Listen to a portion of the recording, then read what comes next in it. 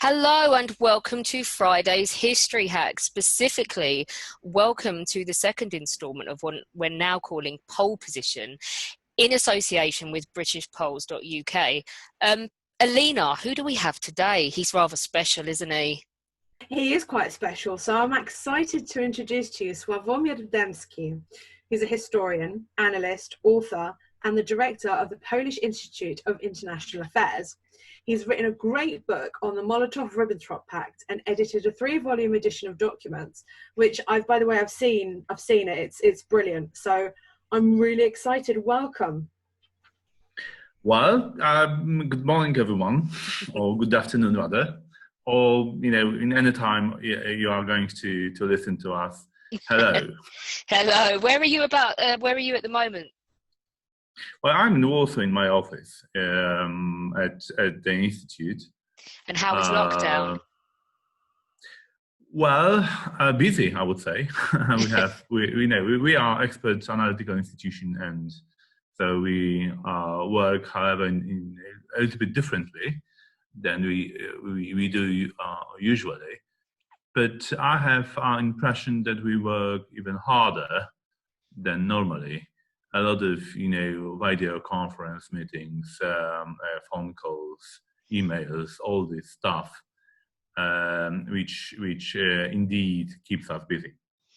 Well, let's talk about your speciality, one of your many specialities. But Alina mentioned your book on the Hitler-Stalin Pact. So starting at the beginning, if you like, tell us define Russia for us before World War II. Well, it is indeed a very good question, because we quite often use the term Russia as if there was a kind of the continuation of Russian statehood all the time.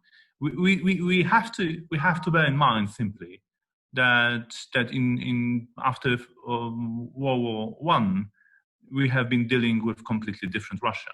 It was an ideological state, in fact, which for ideological reasons was perceived, at least, as an aggressive one. They wanted to enlarge, the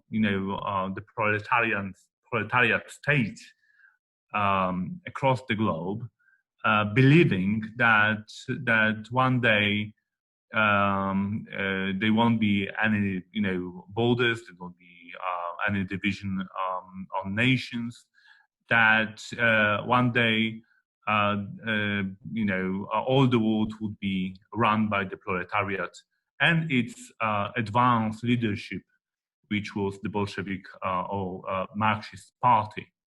So that was a kind of the very ideological background there.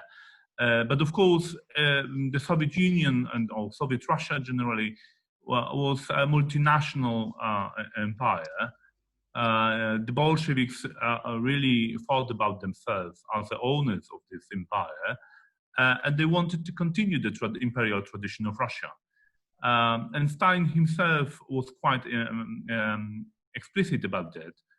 In 1977, I believe, in very close cycles of his co-workers, he openly said that, however, there are a lot of reasons to criticize Tsars because they were quite awful to the people. But one thing they did well, they established a great empire from Europe to Asia. I mean, by continent, by stretching on over 2 continents, and we Bolsheviks inherited this empire, and we should do everything what's possible to strengthen it and expand it. So that was Stalin's own words describing the value of this state. But of course, that was a multinational empire, and Stalin himself, which is very well known. He was a Georgian. He, of course, prized the Russians as the leading nation in this empire, but only, I believe, he started to emphasize it after World War II. So, at what point is it that the Soviet Union decided to invade Poland? Was this it? Was this the defining moment? Well, that's also a very complicated issue. The Soviet Union the Bolsheviks wanted to reestablish borders of Russia, of Russian Empire, as it were, in 1914, before World War I started. So that was a kind of the dream. The reasoning why they wanted to reestablish the shape of pre-World War I shape of the Russian Empire was that they thought that they paid a very heavy price for grabbing power in Russia. They succeeded in domestic war against supporters of the South, so-called the Whites, but the price they paid was that they lost huge territories in the west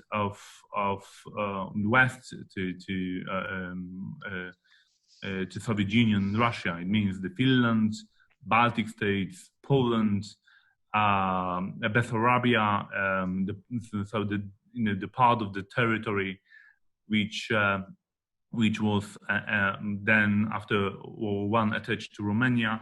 So all these western boundaries they lost. So it was a kind of the thinking that once they regain it, they would legitimize their power in Russia as well. So they believed that they lost it temporarily, and actually this thought was introduced by Lenin already in 1980, when they encouraged colleagues to sign the separation treaty with Germany in March 1918. Which actually meant that Russia was leaving the Entente Cordiale, was leaving the coalition fighting with Germany and Austria-Hungary, and the reason why Lenin was so effective in doing that, in persuading other colleagues and collaborators to do that, was that it's only a temporary thing. The ones we are able to strengthen our country, our power in Russia, the time would come when we would be able to regain all these lost territories. And the first attempt of regaining these lost territories was Polish-Soviet War of 1920-1921. There was an unsuccessful attempt to conquer Poland in that time. So the foundations of this policy were already there.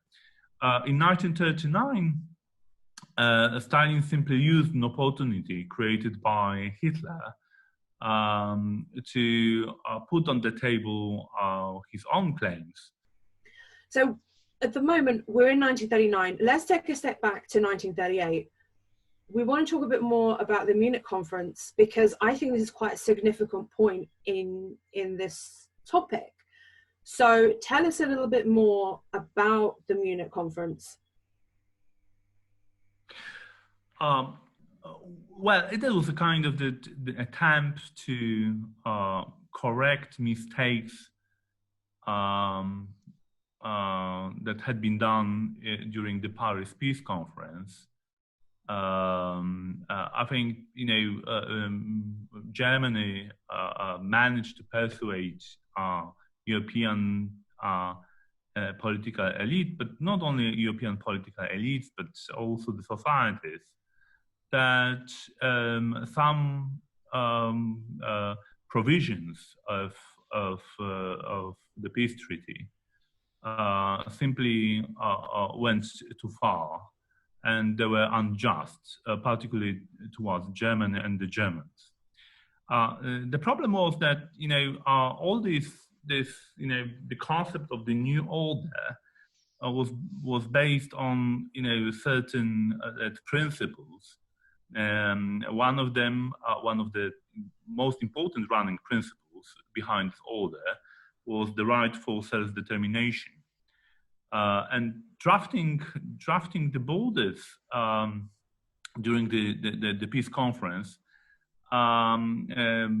those drafters actually had to solve very complicated problem: how much ground they should give to the principle of right to self-determination, and how much weight they should attribute to the historical claims and historical arguments behind certain territories.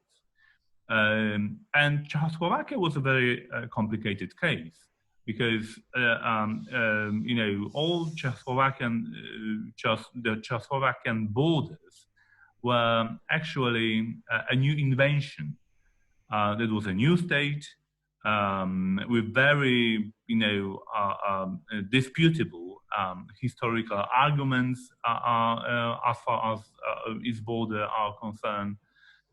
So that's the trouble was that there were approximately 2 million Germans within this new state, and so-called Sudetenland, the western part of newly created Czechoslovakia, was inhabited mostly by the Germans.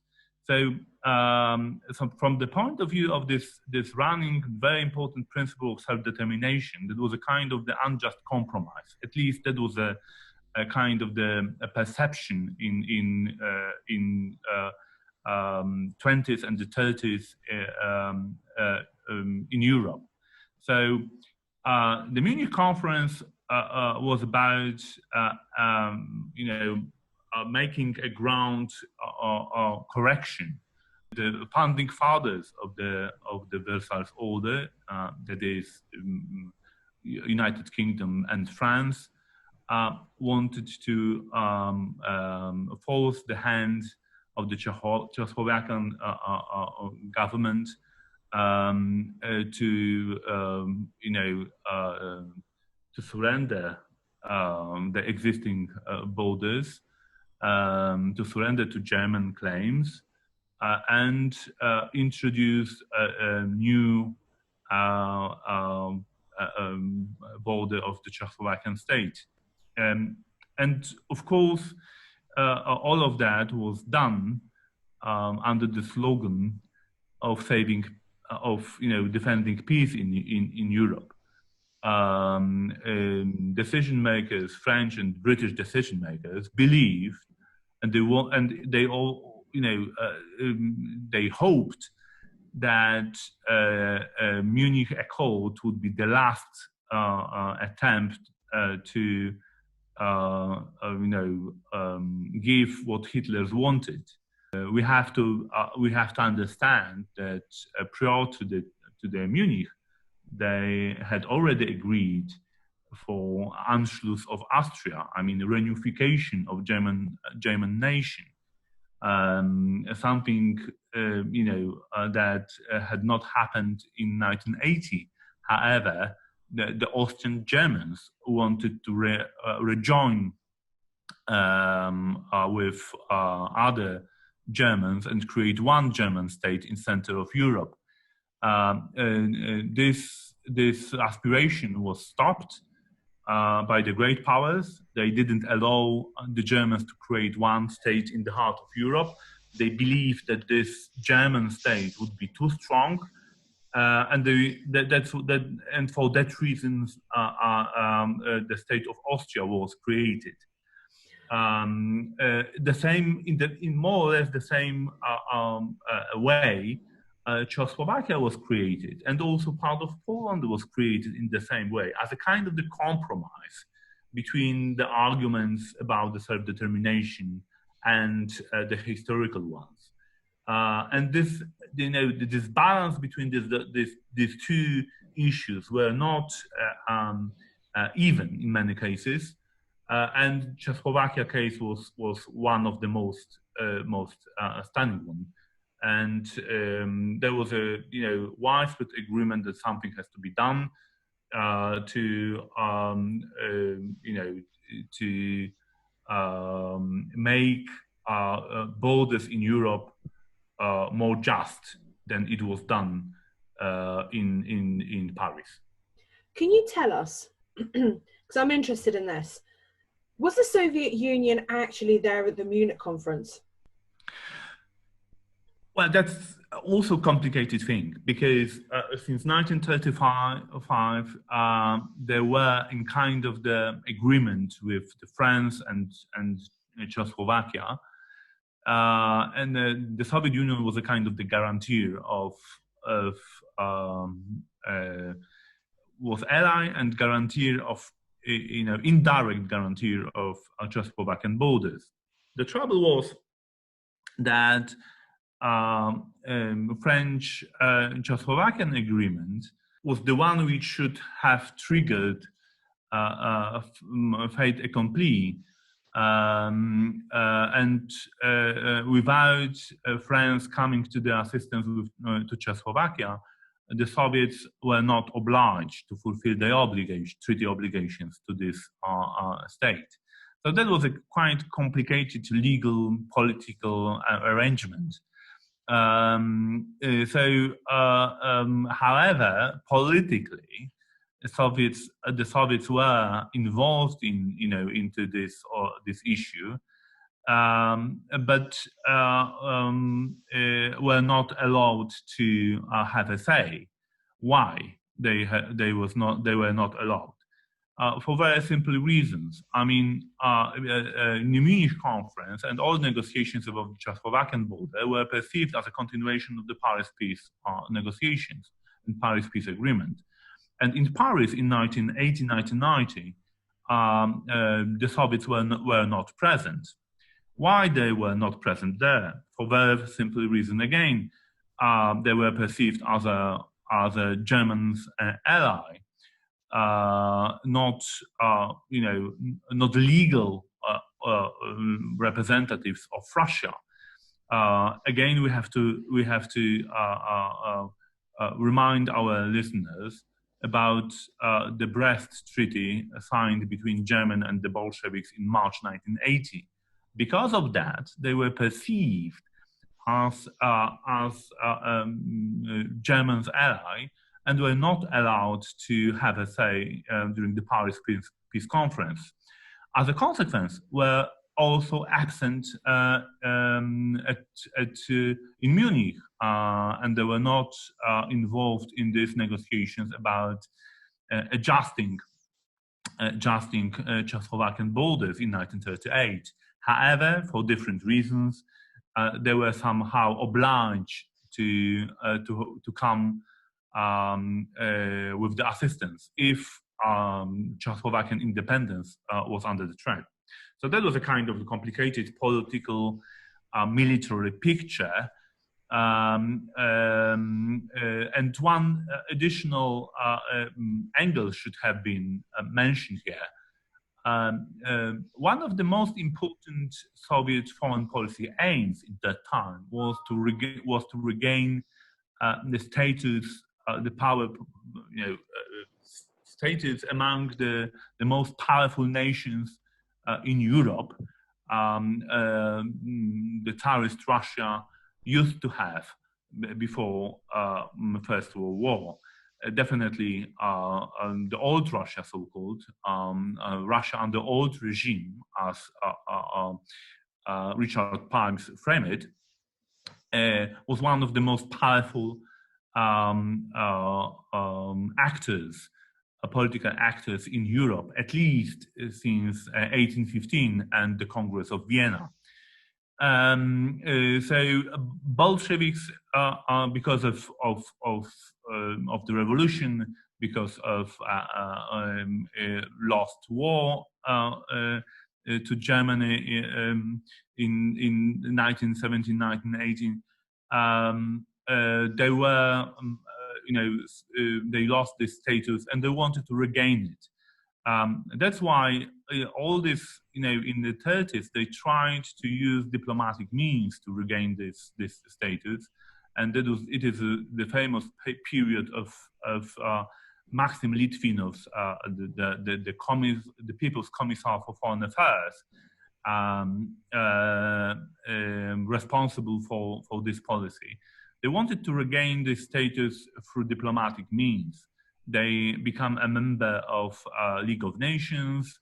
They believed that they would have an equal say with the France and United Kingdom about European politics. And all these expectations failed in Munich now in 1938. They were not invited. Different principle, different paradigm of political negotiations were used in that time. The paradigm which actually excluded the Soviets from this conversation, and they were, because of that, they were very much disappointed. Stalin was disappointed of Litvinov and this policy of diplomatic actions, and regain again a kind of the threat of isolation started to shape the perception of the Soviet of Stalin and his co-workers in the Politburo on the eve of the World War II. I've got a question. I want to throw something really controversial at you. Okay? Don't judge me. Go ahead. Was Poland involved in the Munich Conference in 1938? That's a very good question. No, Poland was not a part of Munich Conference 1938. However, it benefited in a way from the conclusions drawn out from this conference, to explain that we should come back to the 1925 and the Locarno Treaty. In very brief terms, in Locarno Treaty, it was agreed that the western borders of Germany are rock solid. They had multinational guarantees, and Germany subscribed to the agreement that these borders would not be changed, would never be changed. So that was a kind of the settlement for West German borders. Eastern German borders, that was another question, however. They didn't get the same status. Germany didn't want it to give such the same guarantees as they did towards the shape of the western borders, and that's and the Locarno Conference and Locarno Accord open actually a debate about changes of eastern borders of Germany. And there was, of course, a kind of the unspoken pressure on first Poland and the Czechoslovakia also. Those two states benefited, very much from the Paris Peace Conference and decisions made there about western borders of these two countries. So the idea was, and the kind of the perception, common widespread perception in Europe was that the first, let's say, case for adjustment of German borders would be Polish-German border. And London and Paris, were quite well with this idea, which of course undermine, this kind of feelings undermine the Polish-French treaty, Polish-French mutual trust. And to avoid this kind of the pressure, Poland signed a non-aggression treaty with Germany in 26 January 1934. This treaty changed the situation completely because first it put out the pressure from Poland and focused on the political attention on Czechoslovakia.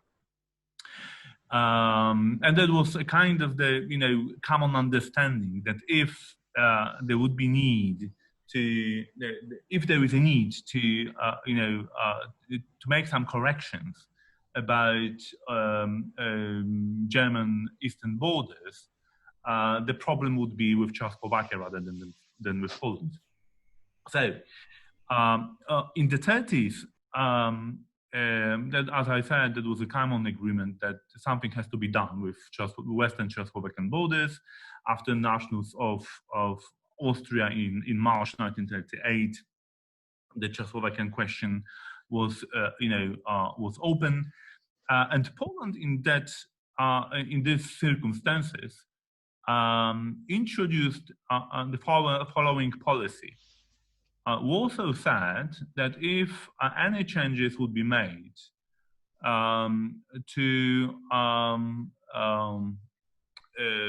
in favor of German minority in Czechoslovakian state, the Polish minority should be treated in exactly the same way.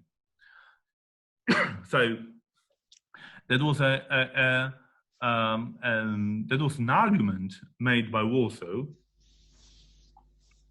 of equal treatment of all minorities in Czechoslovakia.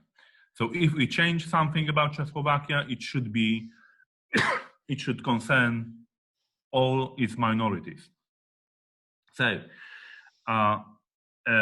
in June 1938, this principle was agreed by all parties involved in Czechoslovakia case, including the Czechoslovakian government itself.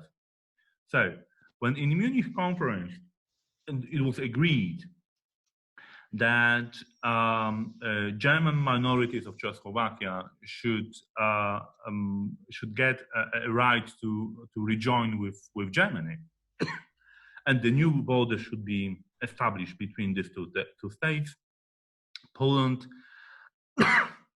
raised an argument that in such circumstances, Polish minority of Chechen or Chechen should also have a right to rejoin with Poland. I don't want to go too deeply into historical context why that was a subject of dispute between Czechoslovakia and Poland. I mean the Chechen region, because there were reasons why in 1990 Poland was not, let's say, satisfied with politics of Czechoslovakian governments towards the Chechen. But that is another story. There are historical reasons. However, both states agreed that the Chechen would have belonged to Czechoslovakia rather. So in 1938, simply after the Munich Accord was signed, Poland issued an ultimatum towards Czechoslovakia, demanding a return of the Chechen region to Poland, and the Czechoslovakian government agreed on that. Let's fast forward a little bit to 1939. Yes, in the sense, yes, because this Polish move was perceived as a bad policy in Europe, and put Poland in the kind of temporal isolation, a political isolation in Poland. In Europe. Actually, the same feelings were about Soviet Union, which wanted to participate in Munich Conference, was denied this right. And in Moscow, the leaders also, felt that they are isolated in Europe. So that was a kind of the situation on the bridge of 1938, 1939. Let's talk about the invasion. So we have Hitler's coming in, obviously, on the 1st of September 1939, and then Stalin invades Poland on the 17th of September 1939. Do you think that both Hitler and Stalin are equally responsible for the start of the Second World War? No, definitely they are responsible, but this responsibility is not or is equal. Definitely, Hitler wanted to wage war in Europe in order to re-establish the political system.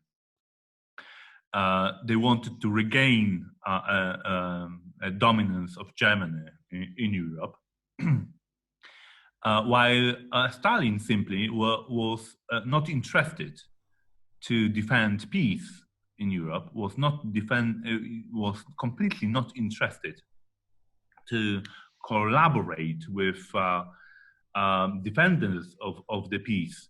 It means France, United Kingdom, and Poland in 1939, because in his interest, in the interest of the Soviet Union, as I tried to explain earlier, was to regain the borders and territories lost 20 years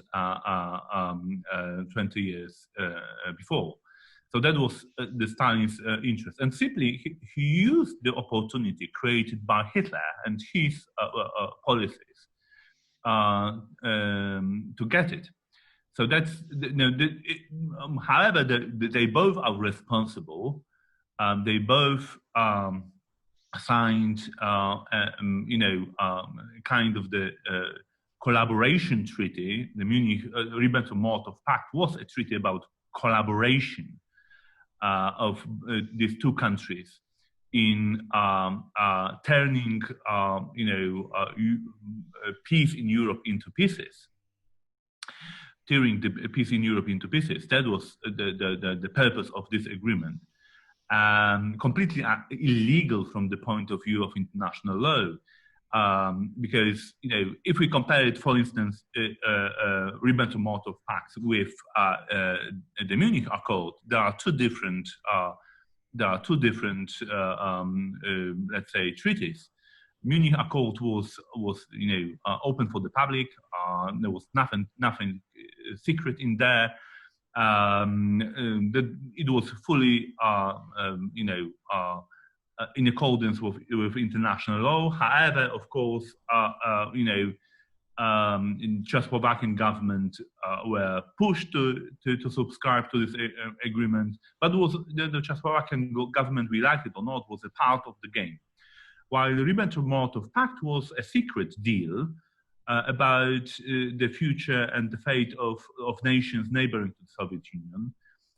These nations were not part of the game, and they were simply an object of decision of Germany, Nazi Germany, and the Bolshevik Russia.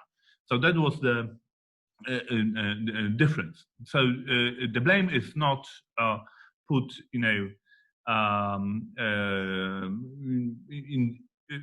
it's not equal. It's not equal, definitely. And I would even say that it was not sure that the Soviet Union would enter the war with Poland after Ribbentrop-Molotov Pact was signed.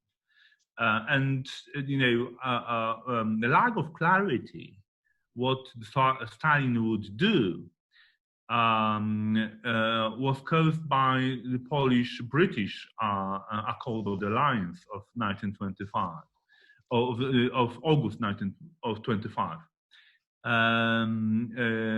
Because we have to bear in mind that the Ribbentrop-Molotov Pact, from the Hitler's point of view, was a kind of the propaganda blow to the concept of the alliance of France, United Kingdom with Soviet Russia to stop him.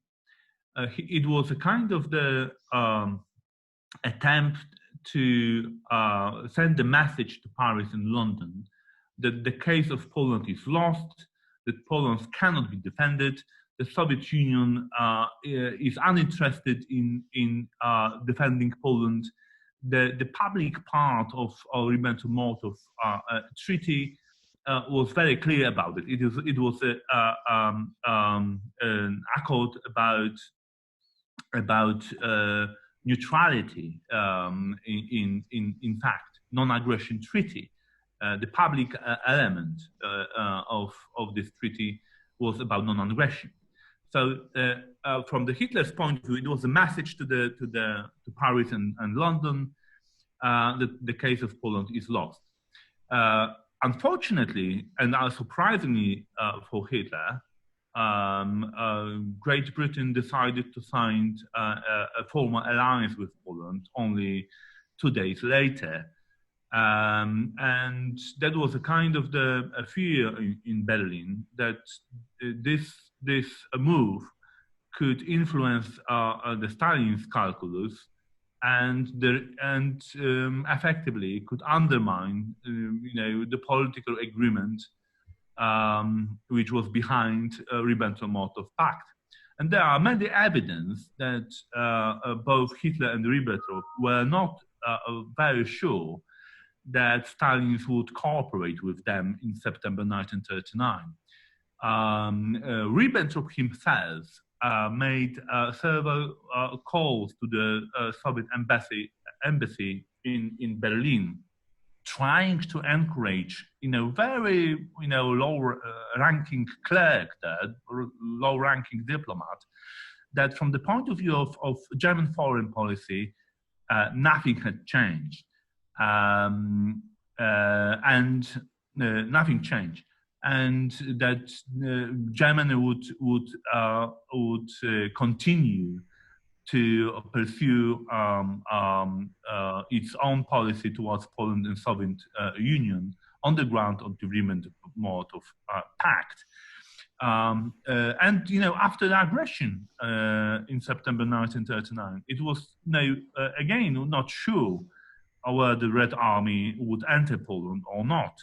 Ribbentrop tried to push the Soviets into this direction. They tried to blackmail them in several occasions. He wanted to push Lithuanians to grab part of the Polish territory, which was supposed, according to the Ribbentrop-Molotov Pact, was already in the prescripted as a part of the Soviet zone of influence. They tried to do it the same with the Hungarians. And they, already, even in September 11, they prepared a diplomatic document which was supposed to be sent to Moscow, where they try to allude, suggest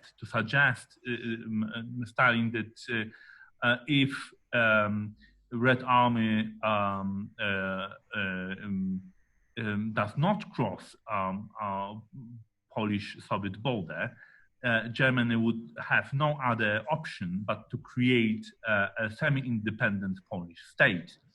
This diplomatic document was not ultimately was not delivered because the German diplomacy got information that the Soviets are preparing themselves to enter into the war with Poland, so there was no need to blackmail them further. But all of that proves my thesis that Polish-British Accord of Alliance contributed heavily to understanding or to clarity of the situation in Berlin, and the Germans were not so sure that Stalin would follow Ribbentrop-Molotov Pact. Let's, to be honest, I think this is great. Let's take a step forward into the future, because for those who don't know, Sławek is the director of the Polish Institute of International Affairs. So he writes a lot of modern articles, does a lot of things with current affairs. So we had a question come on from another historian that I'm actually interested in your opinion, because it's about Putin and it's about modern day politics. So in 2009, sorry, let me say who it's from. It's actually from Izzy Sawkins, who's like I said, fellow historian. So in 2009, Vladimir Putin noted, quote, "Without any doubt, we have good reason to condemn the Molotov-Ribbentrop Pact, concluded in August 1939. 10 years later, Putin has come to a rather different understanding. He has started to blame Poland and Western powers for appeasing Hitler in an attempt to justify the pact. How can this change in understanding to be explained?"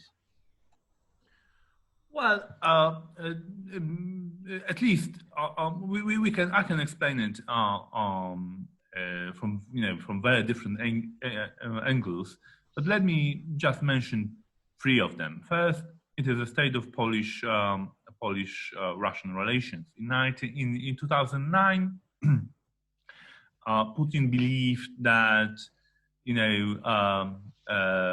for some historical concession that he could gain something from Poland, and particularly that the Russian companies run by former secret service officers or people associated with them quite closely would have an opportunity to buy Polish companies. So in exchange of some nice words about Polish history, he wanted to please Polish government and to made all this economic bit much more easier. So that's a very pragmatic utilitarian explanation why Putin changed its mind and in its narrative about Polish-Soviet history. That's one interpretation. Another one, of course, is that actually after Russia's aggression on Ukraine in 2014 and after annexation of Crimea, where all these instruments that had been implemented by the Soviet Union in 1939 against Poland were again implemented against Ukraine and in the case of Crimea.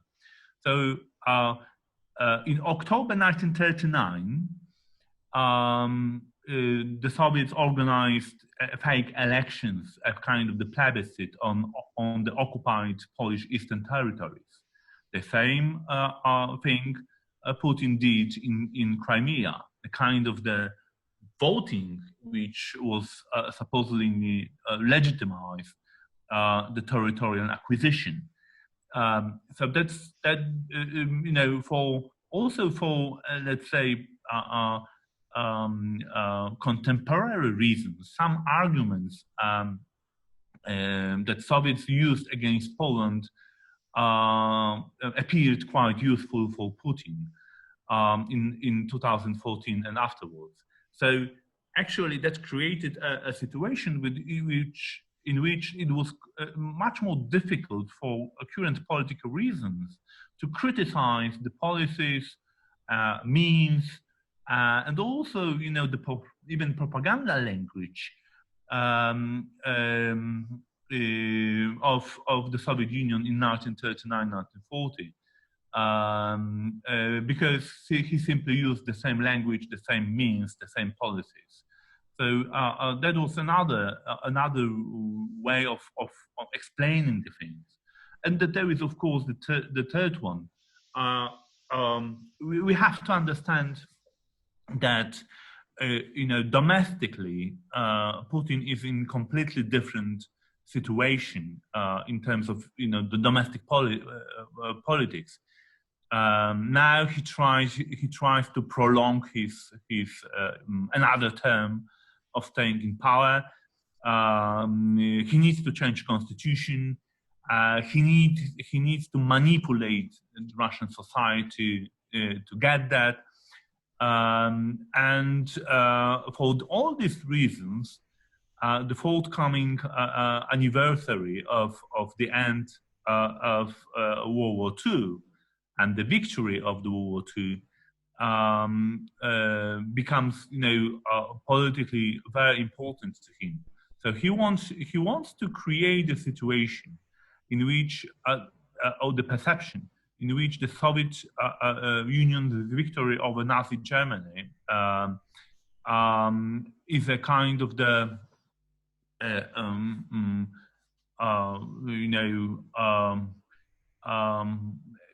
historical effort upon which contemporary Russia is being built. He wants to introduce a kind of the new religion. He wants to build upon this experience of World War II, a kind of new religion around which all Russians can rely on and can support and have a sense of pride. So it is also a kind of the sociological engineering into that, in which World War II history plays an unimportant role. I would say even crucial role, because this victory in World War II is one of the few things all Russians feel that they are proud of, and for good reasons, of course. A lot of Russians contributed their lives to this victory. All Russian families lost somebody. Officially 27 million people died in World War II in Soviet Union. So not only Russians. However, the Russian propaganda tries to frame it as if all those who were killed or lost their lives, they're all Russians. No. Again, we come back to this, very, very important notion that the Soviet Union was a multinational empire, multinational country, and all nations of the Soviet Union paid a very heavy price for this victory. Before we go, I really have to bring this up in this podcast very, very quickly. So back in 2018, I remember an incident where you traveled somewhere and something happened. Can you really, really, really quickly tell us what happened? Well, I was invited to attend the conference organized by one of the institutions of Russian Academy of Science, and I was stopped on Russian border at the Domodyedovo airport in Moscow.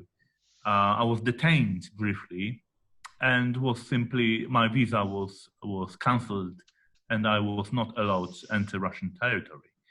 However, I've got 5 years valid visa issued, just 4 months earlier. So that's that was my experience, which so actually I'm not allowed to enter Russian territory. I've got now an official document from the Russian authorities explaining that the reason is that I'm regarded as a direct threat to Russian security and defense interest. So I am. Yeah. I'm sorry. I've just got to tell you, we did a big Facebook and Twitter campaign, Free Sławek Dębski, because it went through like wildfire that he was stuck over there. So I really remember that moment. So there you go, ladies and gents. Yes, I have to say that I devoted a significant part of my professional life to study Russia. I have a lot of Russian friends. I love this country. The culture. I love people there, and I miss them very much. Sławek, we have about 100,000 million questions to give you, but unfortunately, I've run out of time for it, because I can talk to you for hours and hours and hours on end. You are an encyclopedia of information that for me is just absolutely astonishing. How do you remember all of this stuff? It's just absolutely incredible. I'm assuming Alex probably feels the same. His brain is so big, I'm actually scared of it. I'm scared of your brain. Thank you very much for having me. If I'm not too boring, I promise accept another invitations from you another time. Thank you so much. Do you know what? I think Alex and I are definitely going to have to come up to Warsaw at one stage, just the two of us, and we can sit down over a glass of wine and have a chat. So it'd be amazing. Wonderful. But perfect. Thank you so much. And we will hopefully have you back on at some point soon. Yeah, absolutely. I'm looking forward for that. Thank you very much.